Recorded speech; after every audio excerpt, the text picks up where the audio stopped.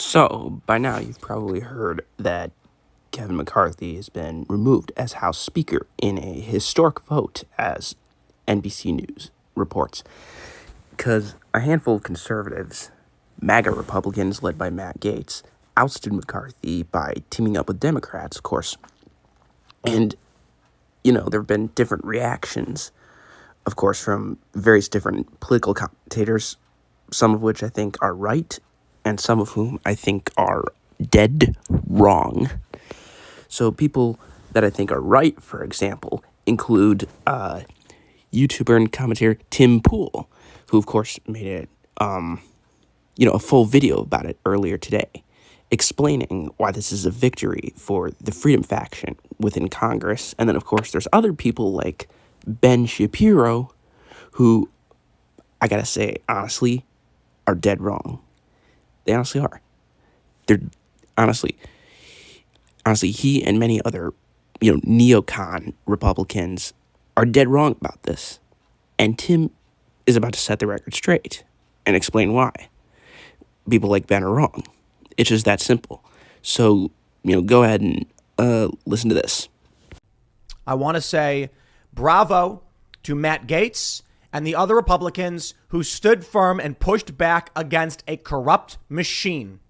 Because yesterday, Kevin McCarthy was ousted as Speaker of the House for no reason I can discern by 8 Republicans who joined with all Democrats to oust McCarthy, which means that 96% of the Republican caucus voted in favor of Kevin McCarthy, and McCarthy is no longer the Speaker because of 8 House Republicans who decided that McCarthy had to go for a reason that no one can actually discern or specify. I see all these Republicans. I see, Marjorie Taylor Greene, Lauren Boebert, many people. I think Chip Roy, all defending McCarthy. I'm not a Republican. I don't care. Look, we've had these individuals on the show. I respect them, but I am not a Republican.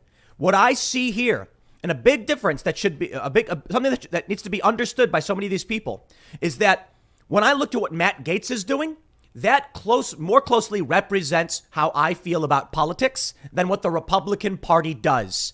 And when Kevin McCarthy says we're going to cut a backroom deal to get funding for Ukraine, I say that's not me. And that's why for a long time I didn't vote. So, yeah, as you can see, that's why McCarthy was ousted. Tim basically just explained it correctly. McCarthy was making backdoor deals with Democrats over stuff like funding for Ukraine. And so I don't think that is something that Ben understands fully. But nonetheless, Tim goes on and he absolutely hits the nail in the head with a hammer. I love the Democrats are being given a victory. I don't care. I'm happy that we found some bipartisan support. How about that? It was a bipartisan effort, right? So yesterday, the fight over the speakership commenced. Matt Gaetz had been threatening this for a few days after the passage of the continuing resolution. It's a clean continuing resolution that only takes them 45 days into the future. So there was more room for negotiation. But Matt Gaetz decided that he'd had enough of Speaker McCarthy. Now, the predicate for this was set back in January because McCarthy had basically pledged that anyone at any time could bring what would be a no confidence vote, a vote to remove McCarthy. And so what that meant is that anybody at any time could make national headlines and become an international political figure by going up against McCarthy for good reason or bad. And Matt Gaetz was just waiting for his opportunity. So what that meant for Matt Gaetz and for some of the people who surround him is scuttle a better continuing resolution a couple of weeks ago. Then a new continuing resolution goes forward. McCarthy has to pass it because otherwise we're going to go into a government shutdown with no prospect of actually passing a bill because Gaetz has already suggested he won't support really another bill, anything that's actually passable in a Senate controlled by Democrats. And then Matt Gaetz says, how dare McCarthy work with Democrats on this bill? After helping scuttle a Republican-only bill, how dare he work with Democrats? I'm going to file a motion to vacate the chair. And then he, along with 7 other Republicans, votes with the entire Democratic caucus to get rid of McCarthy. You spiked the Republican Party. Ain't my Republican Party, and I don't care. I'm not a Republican. I don't like Republicans. Now, in the immediate, we get this joyous little cherry on top. Former House Speaker Nancy Pelosi was ordered to immediately vacate her Capitol Hideaway office by Wednesday as she slammed acting Speaker Patrick McHenry's decision as a sharp departure from tradition. Oh, you're going to cry about it? An email sent to Pelosi's office on Tuesday said the room will be rekeyed and reassigned for speaker use. Man. Okay, so you can see that Tim pointed out the flaw in Ben's logic. Ben's logic is that,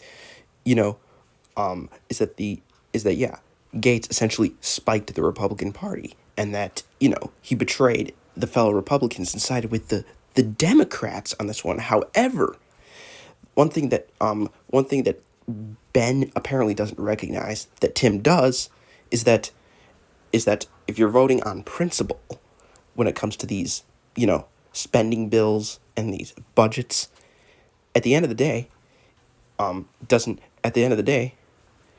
Matt Gaetz doesn't care. Because if you do backroom deals with Democrats like McCarthy has done, then McCarthy is essentially a Democrat himself.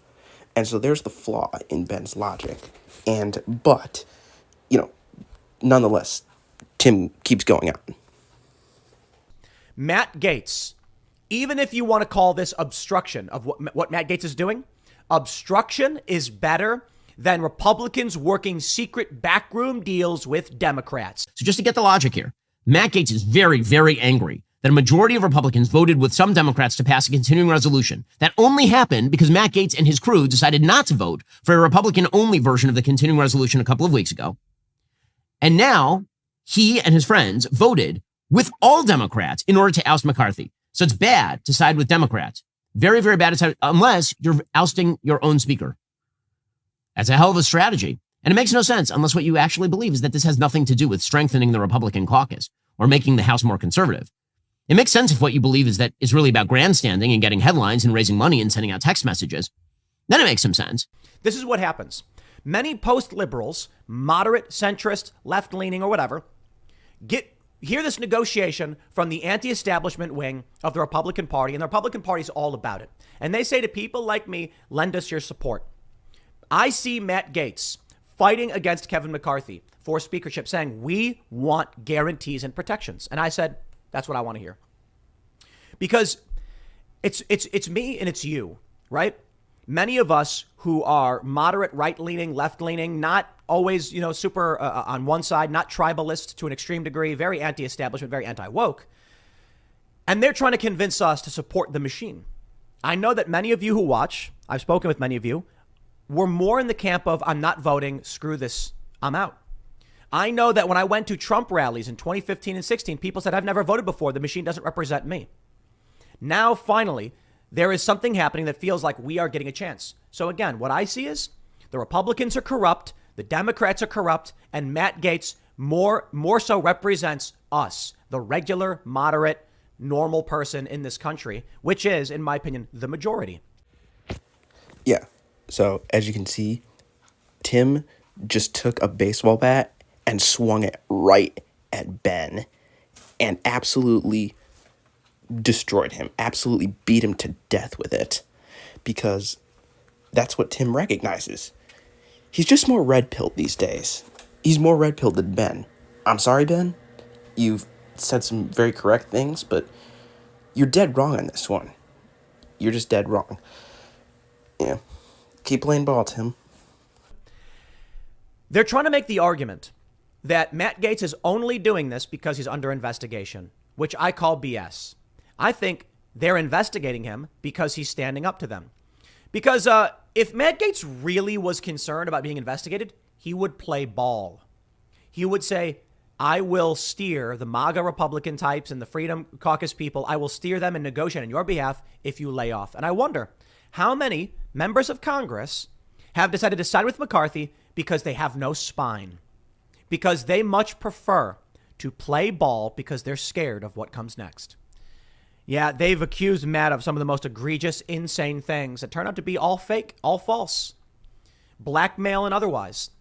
And he has stood firm. I don't think this is him desperately trying to get out of an investigation. That makes literally no sense. They're making these arguments to besmirch his good name. So Tim Pool talks about playing ball. Well, apparently he knows how to play ball because he just hit 5 home runs in a single inning. I mean, seriously, if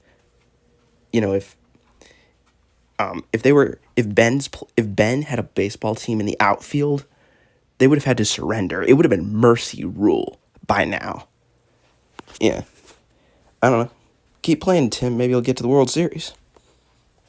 That's what they do. Look at Julian Assange. Your game doesn't work anymore, you scumbags. 10 years ago, they claimed Julian Assange assaulted a woman. Lies. Absolute lies. Abject evil. And he has been locked up ever since. And he shouldn't be. This is the game they play. You fall out of line, they lie about you. They run your name through the mud, and they try and destroy you. Look what they're doing to Donald Trump. But we don't buy it anymore. I don't buy it. Yeah, I mean, I don't buy it either. I mean, I'm not really sure what else to add because what Tim just said, I 100% agree with. You know, and more specifically to that story that he just said, yes, absolutely. You know, I absolutely think that there are, people being dragged through the mud who shouldn't be being dragged through the mud, whether it be Donald Trump, Julian Assange, Matt Gaetz, whoever. The point is, we're winning. There might be pushback, but we're winning.